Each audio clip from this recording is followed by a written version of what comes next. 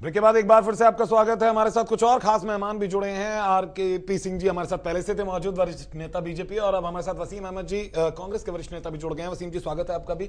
वसीम जी, जब आपके आने से पहले, ब्रेक से पहले हम सिंह साहब से यही बात कर रहे थे कि क्या बीजेपी से जीत मानती है। मैं उस सवाल को लेकर आपके पास आ जाता हूँ। आपको उम्मीद से ज्यादा मिला है, उम्मीद से कम मिला, दोनों जगह? देखिए, ऐसा है कि हमें ये उम्मीद थी कि हम हिमाचल जीतेंगे, ये हमें पहले से यकीन था, और ये भी हमें यकीन था कि नेक एंड नेक है। ऐसा हम नहीं कह रहे कि इस वक्त हम ये कह दें कि हम 10 सीटें ज़्यादा आ गए। तो हमें ये यकीन था कि सरकार हिमाचल में कांग्रेस की बनेगी, और उसमें कैंपेन और कलेक्टिव लीडरशिप का उसमें फ़ायदा हुआ, और ख़ास तौर से हमारे जो वीरभद्र सिंह जी हैं उनकी इमेज का हमें बहुत फ़ायदा वहाँ पहुँचा, और उसका यहाँ तक पहुँचा कि हम ओवर एस्टिमेट तो नहीं कर रहे थे, बिल्कुल रियलिस्टिक हमारा व्यू था, उससे ज़्यादा हमें सीटें वहाँ मिली हैं। जी, सिंह साहब भी हमारे साथ हैं, और सिंह साहब आपकी इसी बयान पर कुछ बोलना चाह रहे हैं कि इमेज का फायदा वीरभद्र सिंह जी का मिला। सिंह साहब, नहीं, दो बात है। मैं तो इन्हीं की बात कह रहा हूँ। मैं भी इस बात को मानने कर रहा हूँ कि एक्सपेक्टेशन बिल्कुल नेक टू नेक था, बिल्कुल ये था कि नेक टू नेक होगा, और उसमें इनको जितनी अपेक्षा थी उससे मतलब मेरा मानना सीटें कुछ ज़्यादा मिली, हमको जितनी अपेक्षा थी हमको कुछ कम मिली। हम भी मानते हैं नेक टू नेक था मामला। और इनके यहाँ ये जैसे कह रहे हैं इनका कलेक्टिव था, हमारे यहाँ थोड़ी दिक्कतें हैं, मैं तो उसको मानने कर रहा हूँ, हमारी दिक्कतें रही, उसको हम ठीक करेंगे जैसे रही होंगी। परंतु जहाँ तक वीरभद्र सिंह की इमेज है, वो ये समझना पड़ेगा हिंदुस्तान की राजनीति में कि इमेज किसको कहते हैं और साफ इमेज किसको कहते हैं, और कैसी इमेज होनी चाहिए राजनीतिक व्यक्ति की या सामाजिक व्यक्ति की। इसका मेरा चिंता करने का विषय है। मतलब ये विषय थोड़ा चिंता का है कि दो सीरियस केसेस में जिस कारण से उनको केंद्र की सरकार से हटाया गया, उससे पहले एक CD का मामला था, एक जगह उनकी डायरीज में एंट्री पे, मतलब मैं इस डिटेल में नहीं जा रहा, परंतु अब ये हिमाचल में हुआ है। अब इसका हमको एक राजनीतिक शास्त्र के स्टूडेंट के नाते भी हमको इसकी जरा एक छात्र के नाते इसकी चिंता करनी पड़ेगी, सोचना पड़ेगा कि ऐसा क्या होता है जिसके कारण से ऐसी छवि के लोग भी, और देश के ये पहली बार नहीं हो रहा, इससे पहले भी ऐसा हुआ है जिनको इस प्रकार के दाग लगे। मैं वसीम जी की जवाब दें उससे पहले मैं बोलना चाहूंगा, सेम स्थिति वहां पर बीजेपी के साथ भी थी। भ्रष्टाचार के आरोप बीजेपी भी झेल रही है। मैंने अभी आपको पहले कहा था कि एक भी व्यक्ति के ऊपर जहां पे प्रूव हुआ हो, जहां पे कहीं कोर्ट का ऑर्डर हुआ हो, जहां पे इस प्रकार का मामला उठकर जहां पे कहीं सिस्टम में आओ, हम उसकी चिंता करने चाहिए। हाँ, आरोप लगना और बात है, परंतु वीरभद्र के ऊपर तो CID केसेस बन गए, वहां पे वो उनकी जो CD वाला मामला उसका केस बन गया, उनकी एंट्रीज वाला मामला, उससे पहले और इश्यूज के ऊपर उनको केंद्र की सरकार से मंत्री पद से हटाया गया। इसलिए दो चीजों में फर्क है बात का, और इसलिए मैं कह रहा हूं कि मुझे थोड़ा चिंता है कि मैं देश भर में जैसा हो, पर हिमाचल की जनता से ये अपेक्षा नहीं करता था। ये मन को थोड़ा लगता है देश में कई जगह इस प्रकार होता है, मतलब मैं नाम नहीं ले रहा, कई प्रदेशों में इस प्रकार हुआ है कि जहाँ पे जिनके ऊपर आरोप है, जिनको मुकदमे चल रहे हैं, वो लोग चुनाव जीतते हैं। अब ये राजनीति का नया पक्ष है। देखिए, ऐसा है, कुछ आरोप ऐसे होते हैं जो खुली बेईमानी जिसमें लगती है। जैसे मिसाल के तौर पर 21 यूनिवर्सिटीज़ वहाँ पर खोली गई जी, सोलन के 7 तो सोलन में ही है उसके अंदर जी। और जो वहाँ का कानून है वो ये कहता है कि बाहरी कोई आदमी यूनिवर्सिटी नहीं खोल सकता। मुझे ऐसा लग रहा है कि हम ना बदले से वो सीधा कहते हैं वीरभद्र सिंह पर आरोप लगे, बीजेपी साफ कह रही है, और केवल सिंह साहब ही नहीं कह रहे, और नेता भी लगातार ये कह रहे हैं कि एक भ्रष्टाचारी छवि, और भ्रष्टाचार के मुद्दे पर ही बीजेपी चुनाव लड़ रही थी। वो अलग बात है, जनता ने नकार दिया हिमाचल में। वजह क्या रही, वो उन्हें मतदान करने की जरूरत। जनता ने कंपेरिजन किया धूमल साहब के करप्शन को और वीरभद्र साहब जी के करप्शन, और वीरभद्र साहब की तमाम जो सामाजिक उन्होंने काम किए थे उसको। मतलब आप कहते हैं कि करप्शन किया गया कि कौन ज्यादा भ्रष्टाचार? ये मैं आपको बता रहा हूं कि ये कहना गलत है। एंटी इनकम्बेंसी फैक्टर तो हमेशा जो 5 साल रूल करेगा वो होता है, वो तो एक अलग बहस है, लेकिन वहाँ की जो जन समस्याएं थीं उनको हल न करके धूमल साहब ने वहाँ पर एक कारोबार शुरू कर दिया था, जिसका उन्हें ये चीज़। अब आप सवेरे में था न्यूज़ 24 पर, तो हमारे मित्तल साहब सुधांशु हमारे बहुत पुराने दोस्त हैं, तो वो बार बार अब हर 5 मिनट के बाद मैंने कहा देखिए, मैं इतनी पूरी जिम्मेदारी के साथ कह सकता हूँ कि बहरहाल हिमाचल में सरकार कांग्रेस की बनेगी, और जो कुछ आप गुजरात में कह रहे हैं उतना नहीं है गुजरात के अंदर। ये पूरी जिम्मेदारी के साथ मैंने कहा। ये कहता हूं जिस तरह से बीजेपी की तरफ से पोर्ट्रे किया गया, मैं सिंह साहब आप मेरी इस बात पे कहें कि आपने पोर्ट्रे किया, लेकिन मैं फिर भी जो एक तस्वीर बनी थी, आपको लगता है कि कांग्रेस पिछले 15 साल से जूझ रही है अपने नेतृत्व के लिए, वहां पर आपके पास नेतृत्व नहीं है इसलिए आप आज तक खड़े नहीं हो पाए? नहीं, देखिए ऐसा है कि नरेंद्र मोदी साहब ने जिस किस्म को 2002 और 2007 में जो गुजरात बनाया, वो वैसा हिंदुस्तान का आम हिंदुस्तानी या आम हिंदू वैसा नहीं है, ईमानदारी की बात कहनी चाहिए। अब नरेंद्र मोदी साहब ये चीज़ एक ख़ास माहौल में गुजरात के अंदर, और उन्होंने डेवलपमेंट का, अब उनके डेवलपमेंट के जितने भी काम थे, चाहे वो किसानों की समस्याएं हों या स्कूलों की हों या हेल्थ की हों, हर जगह वो एक्सपोज हो गए। लेकिन आप आंकड़ों को अगर देखें तो गुजरात हर जगह नंबर 1 दिखाई देता। नहीं, नंबर 1 बहुत सारी वैसा आंकड़े तो हैं, आंकड़े तो कह बयां करते हैं। अब कृषि की बात करें, चाहे कृषि की बात करें, किसानों ने जो वहां पर खुदकशी की है, लेकिन वसीम साहब हम इसमें नकार नहीं सकते कि वहां विकास नहीं हुआ। आज चीन आकर मॉडल देखती है। मैं बिल्कुल यहाँ मैं सिंह साहब वापस आता हूं, लेकिन हम क्या इस चीज को क्यों ना करते? मैं बीच में ये मैं वसीम साहब बड़े वरिष्ठ हैं, मैं बहुत पुराना जानता हूं इनको, परंतु इन्होंने जो कहा कि मोदी ने जिस प्रकार का हिंदुत्व वहां पे गुजरात को बनाया 2002 और 2007 का, इन्होंने कहा, मुझे उस बात पे बहुत सीरियस ऑब्जेक्शन है इनकी बात पे कि ये कि देश का हिंदुत्व अलग है, वहाँ का हिंदुत्व अलग है, वहाँ का हिंदू अलग सोचता है, यहाँ का हिंदू अलग सोचता है। मैं माफ़ी चाहता हूँ वसीम साहब, यहाँ बैठे हम जैसे मर्जी जो मर्जी कहें, इस देश का कन्याकुमारी से लेकर कश्मीर तक और देश में गुजरात से लेकर असम तक और दूर अरुणाचल तक पूरा देश एक है। इसमें आप सोचो वहाँ का कोई व्यक्ति अलग सोच करता है, वहाँ का एक्सपेरिमेंट कुछ अलग हो रहा है, ये थोड़ी मतलब आपसे आपसे ये अपेक्षा की बात नहीं है। वही नरेंद्र मोदी हिमाचल में भी गए थे, वही नरेंद्र मोदी थे, कोई दूसरे नरेंद्र मोदी नहीं थे। चलिए अब लेकिन और वही नरेंद्र मोदी बिहार भी जाते हैं, वही नरेंद्र मोदी उत्तर प्रदेश में भी आते हैं। क्या वजह है उनकी बात का यहाँ आम हिंदुस्तानी असर क्यों नहीं लेता? राहुल गांधी भी गुजरात गए थे, सोनिया जी भी गुजरात गई थी, मान गया, क्यों नहीं? वो भी बिहार गए थे, वो भी यूपी गए थे। मैं ये नहीं कह रहा कि वो नहीं गए थे, लेकिन यहाँ तो खास तौर से, और फिर एक चीज नहीं है, बीजेपी के जो अंदर के, अब एक आदमी को प्राइम मिनिस्टर बनाए चले जा रहे हैं, डेली प्राइम मिनिस्टर बना रहे हैं इस मुल्क में। याद रखिएगा मेरी बात, आप कभी जब कभी जरूरत पड़े तो ये कहीं, इस मुल्क में कोई भी प्राइम मिनिस्टर हो सकता है, नरेंद्र मोदी इस मुल्क के प्राइम मिनिस्टर कभी नहीं हो सकते हैं।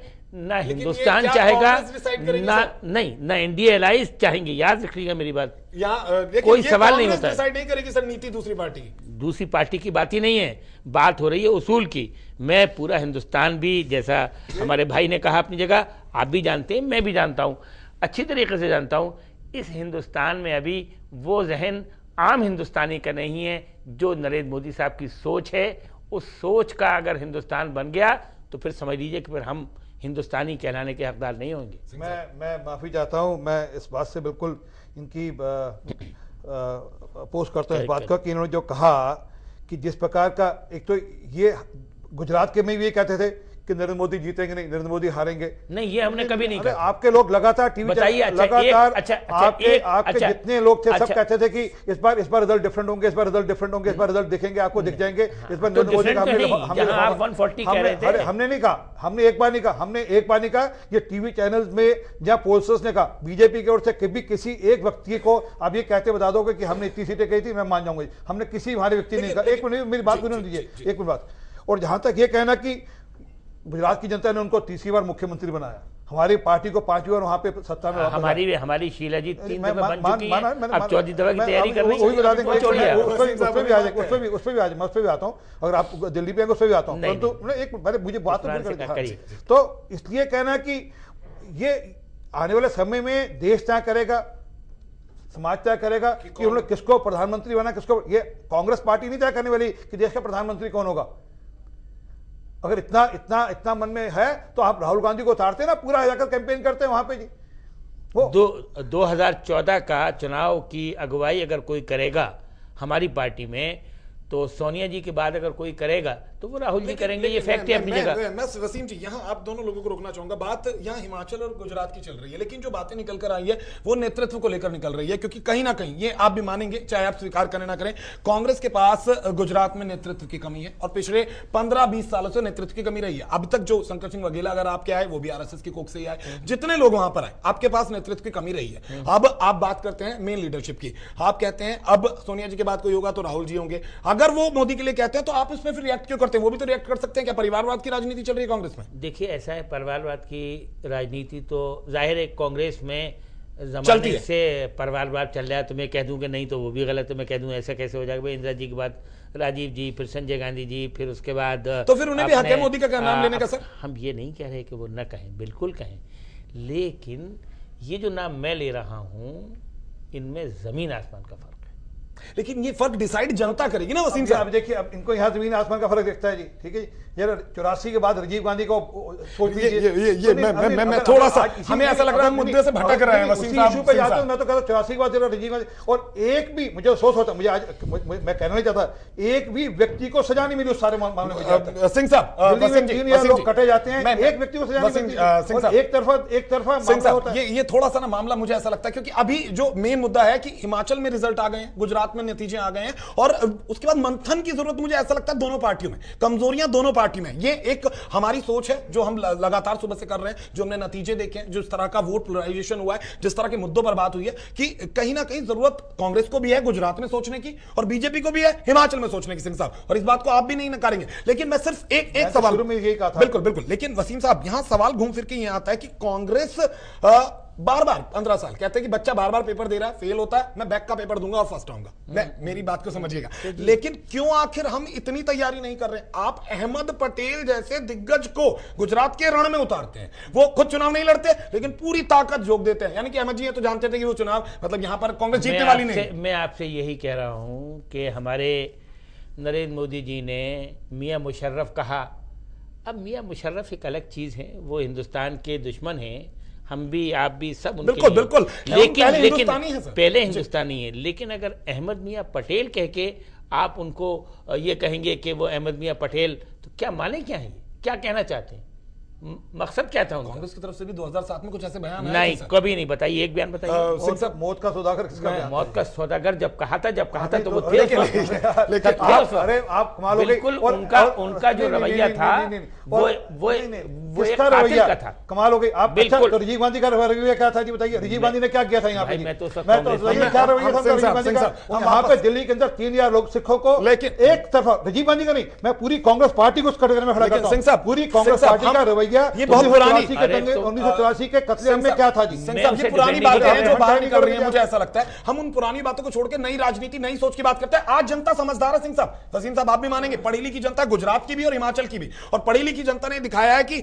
जहां बीजेपी पूरे के पूरे देश में भ्रष्टाचार और महंगाई के मुद्दे पर लड़ रही है, अगर वो हिमाचल में भ्रष्टाचार नहीं मिटा पाती, नहीं लोगों को तमाम चीज जाती है, नकार देती है, वहीं दूसरी तरफ कांग्रेस चाहे हिमाचल में जीत दर्ज करे पर वो गुजरात में नकार दी जाती है क्योंकि उसके पास नेतृत्व की क्षमता नहीं है। यानी हमें सोचना होगा कि जनता अब बरगलाई नहीं जा सकती, जनता के आगे पर्दा नहीं लगाया जा सकता। एक मीडिया भी रोल निभाता है तमाम चीजें दिखाने का, साथ साथ आप जैसे लोग जो तमाम नेता हैं, इंटेलेक्चुअल लोग हैं, कहीं ना कहीं अपनी बातों से आप कई बार दलगत राजनीति से ऊपर उठ के भी बात करते हैं सिंह साहब। अगर कहीं किसी गरीब की मौत होती है तो आपको भी उतना ही दुख होता होगा जितना वसीम साहब को होता होगा। मैं तो नहीं कह रहा हूं सिंह साहब, लेकिन मैं फिर 84 से बाहर आना चाहता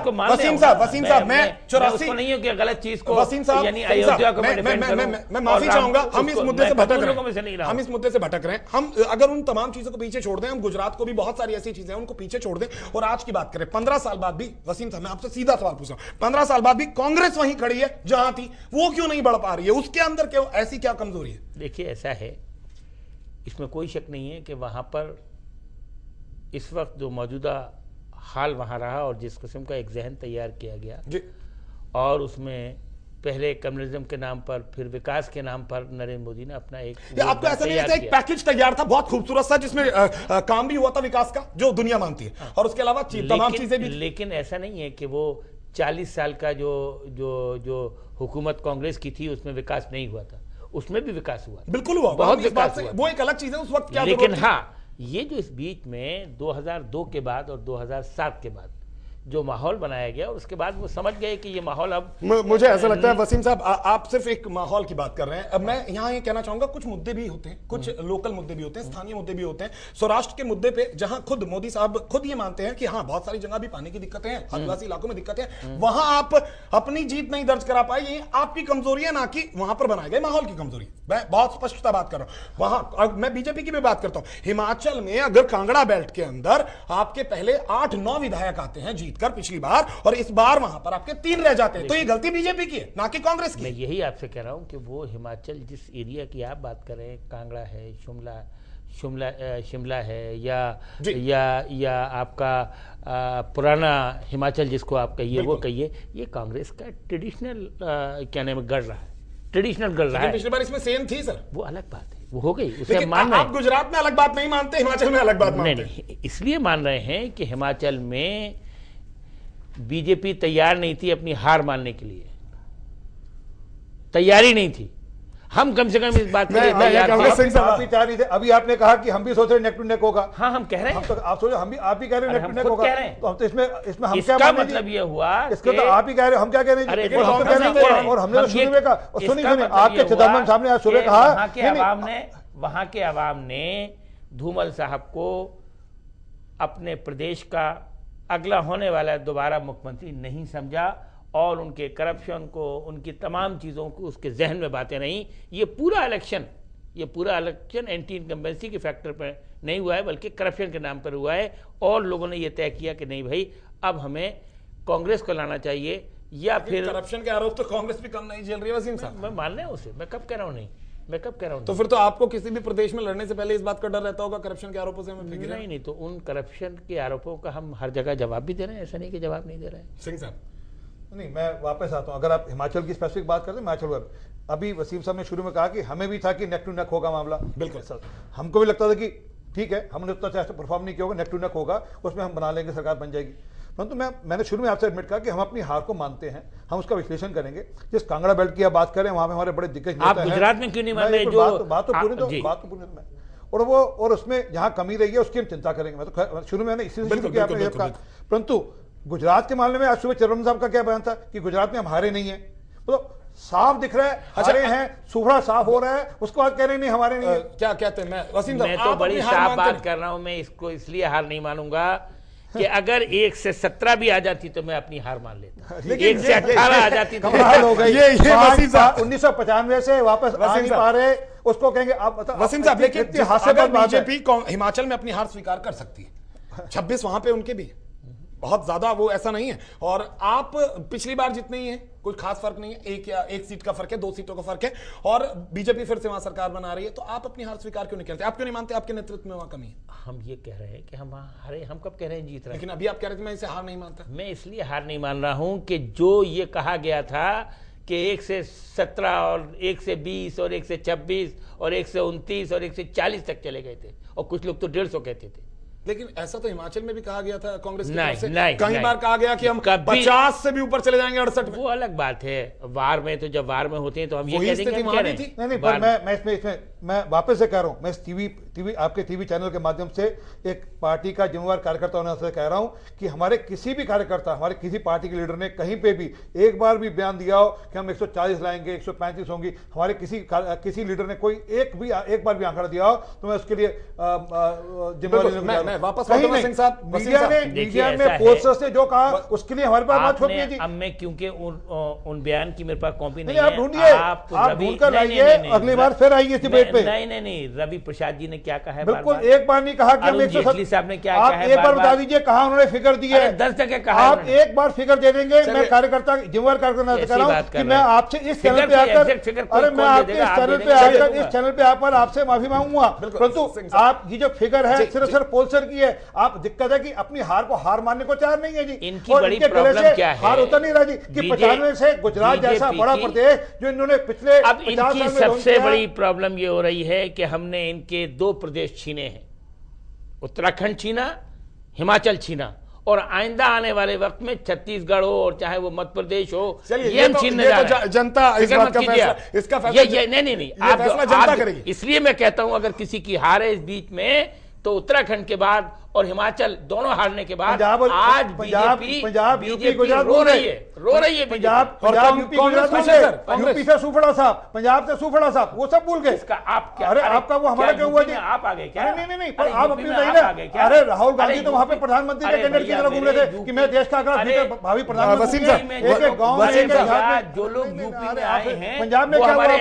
आप बताइए पंजाब में क्या हुआ? किसका लाई है? आज आपके खिलाफ खड़े हैं वो, आज आपके खिलाफ खड़े हैं। ये जो अभी कोटा राज्यसभा में आपके खिलाफ खड़े हैं, वो आपके खिलाफ खड़े, वो कितने दिन लाई है और किस कारण से लाई है? वो किस कारण से लाई है? रिजर्वेशन बिल पर आपका चेहरा राज्यसभा में कुछ है और लोकसभा में कुछ है। मैं यहाँ कहता हूँ कि मुझे ऐसा लगता है कि हम उस राजनीति के चेहरे को देखिए, राज्यसभा में आपका चेहरा क्या है और लोकसभा में कल से लेके आज तक वसीम साहब इस मुद्दे को जारी रखेंगे, छोटा सा ब्रेक ले लें, के माध्यम से लाइव बनाएंगे और कहेंगे लाई है। एक छोटा सा ब्रेक लेते हैं, ब्रेक के बाद वापस लौटेंगे और ब्रेक के बाद वापस लौटेंगे तो थोड़ी सी बात गुजरात और हिमाचल पे भी करेंगे, राजनीति थोड़ी सी अलग दिशा में घूमकर आ रही। छोटा सा ब्रेक, जल्द लौटते हैं। विकास, बी फॉर विजय।